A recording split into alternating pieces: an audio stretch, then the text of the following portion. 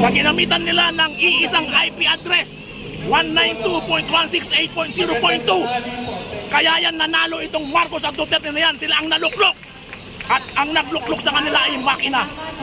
Diyan po galing lahat ang problema natin ngayon. Sa tingin nyo po, sir? 2 taon na at kalahati ang nakakalipas. At puro pagwawaldas ng ginagawa nila.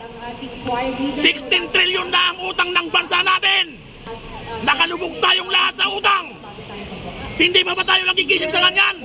Mga anak natin, mga kaapu-apuhan natin, ang siyang magbabayad, kasama na tayo. Yan po ang katotohanan. Gusto mong isiwalat. Kinakailangan mabago natin yung ating sistema ng eleksyon. Dahil dayaan po ang nangyayari. Makina ang naghahalal sa ating mga gobyerno ngayon na pinamumulaan ng hinayupak na George Garcia na yan, chairman ng COMELEC, na kinakatikan naman ng Supreme Court, na hanggang ngayon ay kinukurap, hindi ba desisyonan yung aming mga petisyon tungkol dyan sa halalan na yan. At muli po mga kababayan, uulitin nilang pangdadaya na yan ngayong May 2025. Kaya for me, I am calling all you, my brothers and sisters, let us boycott this May 2025 election. It is not going to be an honest and fair election. Pinalitan lang po nila yung Smartmatic ng Miro. Palit lang ng pangalan, Smartmatic to Miro, but it's still the same style of cheating. Yung tinatawag naman in the middle po, yung IP address, that is a blatant violation of our Omnibus Election Code. Yan po mga kababayan, ayusin na natin ang ating sistema dahil maawa tayo sa susunod nating mga henerasyon, sa ating mga salinlahi. Ako po ay 65 years old na, hindi na magtatagal dito sa mundong ibabaw na ito. Pero ako'y aalis na nababagabag dahil sa mga nangyayari ito sa ating bayan.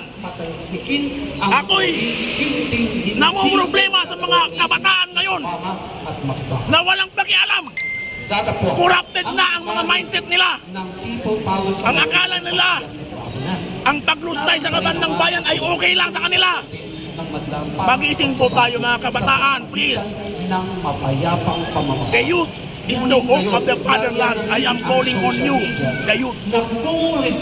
Ilaban natin ang ating bansa. Sa tingin nyo, sir, magkasabwat ang Duterte at Marcos? Yes, magkasabwat. Sinasabi ko na nga ba, yung one very concrete example, 125 million po noong December 2022. 6 months pa lang silang nakaupo sa pwesto. Binigyan ni Marcos ng 125 million na confidential fund itong Sara Duterte. Sinong nagbigay sa kanya ng authorization na maggawin yun? It is unconstitutional. It is not in the GAA budget of 2022. Nilabag niya mismo, siya na presidente, pangulo. So he is impeachable also. Pagkatapos ito ng Sara, tuwang-tuwa, nakuha yung 125 million real cash in 11 days. Oh, kaya po, magkakakutsaba sila. Sir, bakit ngayon, sir, nag-aaway sila? Siyempre, nag-aaway na sila dahil ang isa gustong makaposisyon. Ang pinag-aagawan nila ngayon is power. Absolute power. Kung sinong mauupo bilang presidente. Ganyan ang labanan. At para mawala yung threat, halimbawa, pag-usapan natin si Bongbong Marcos, mawala yung threat, kinakailangan tanggalin niya si Sara.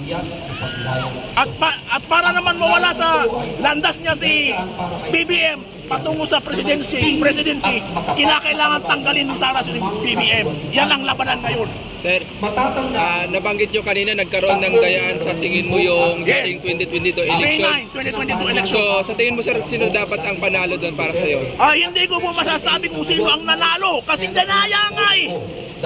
Actually, we are calling for a failure of election. Okay, let's have a stop election. Again, lahat ng invalidated, lahat dapat ang eleksyon. Bumaba lahat yung mga nakaupong mga peke na yan. At gawin nating mahusay yung ating election system. Yung pagbibilang ng boto po ay kailangan nakikita ng tao. Hindi yung makina lang. Pag ipinasok natin sa makina, wala na, hindi na natin nakikita. Programmers na ang gumagawa ng magic. Programmers, mga IT professionals. Magaling ang Pilipino. Kung sa talino lang naman ang pag-uusapan, magaling ang Pilipino, lalo na sa larangan ng IT. So, ibig sabihin, sir, pabor kayo sa mano-mano na bilangan? Mano-mano po ang pagbilang ng boto. Pero yung transmission ng mga election returns, pwede nang by electronic transmission. Pero sir, matanong ko lang po, bakit po yung mga nakalaban po na mga during election na natalo, bakit po sila hindi nagko-complain? Bakit po kayo nagko-complain kayo? That is a very good question. Kami ay napapagabag kung bakit itong mga hinayupak na ito, ng mga kandidato ko, ng mga makabayan ko no, na dinaya na sila, tahimik pa rin. Walang kimi. Tahimik na kami, hindi mo malaman kung nabayaran ba o natapalan o ano. O nasa lang pagmamahalin ng bayan. Nasaan? Ilaban ninyo yung boto ng mga mamamayan Kasi kung matanda natin, sinabi rin ni former Vice President Leni Robredo na normal daw at talo talaga siya at tinanggap niya yung pagkatalo niya. Ayun lang ang sabi niya, pero wala naman siyang pruweba. Meron pong IT experts, yung tinatawag na TN Trio, na nag-examine nitong May 9, 2022 election at merong mga ebidensya na nagkadayaan. Ngayon na nga po yung 192.168.0.2 na IP address, ginamitan nila nun. Kaya yung 20 million votes in just 1 hour, pasok. Pero hindi natin nakita. Yun ang matindi.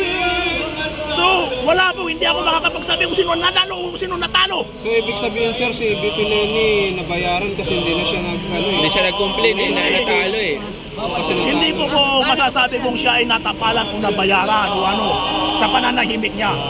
Pero ako, ito ngayon ang masasabi ko sa kanya, bilang Pilipino, pipilin magpaka-Pilipino ka naman. Ilaban mo ang bansa natin. Nakikita mo na yung resulta ng pinagagawa nitong mga hinayupak na ito na nakaupo ngayon. Hindi ka man lang tumitinag sa kinaupuan mo.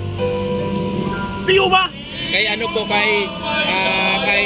former Senador Manny Pacquiao na tumakbo rin sa pagka-presidente. Ganun din ang mga mensahe sa kanila. Sila Lacson. Yan, sila Yorme. Bakit walang katinang-tinang itong mga hinayupak na ito? May ilaban ninyo ang bansa natin. Hindi na ito politika para sa bayan na ito. So, mensahe nyo po kay Yorme. Yan nga, Yorme, tumindig ka. Dahil ang nakatangaya ngayon ay bayan natin. Nakikita mo naman ang mga katiwalian na nangyayari ngayon sa bansa sa gobyerno natin na pinagagawa nila. Sino naghihirap? Ang mga mamamayang Pilipino. Samantalang kayong na mga kandidato, milyon-milyon na kayo, milyonaryo na kayo, wala na kayong problema. Alam niyo po ba yung mga kandidato na yan? Meron silang mga campaign funds. Pag hindi nila naubos yung campaign funds, sa kanila na. So, milyonaryo sila. Pero sa tanong mo lang isa rin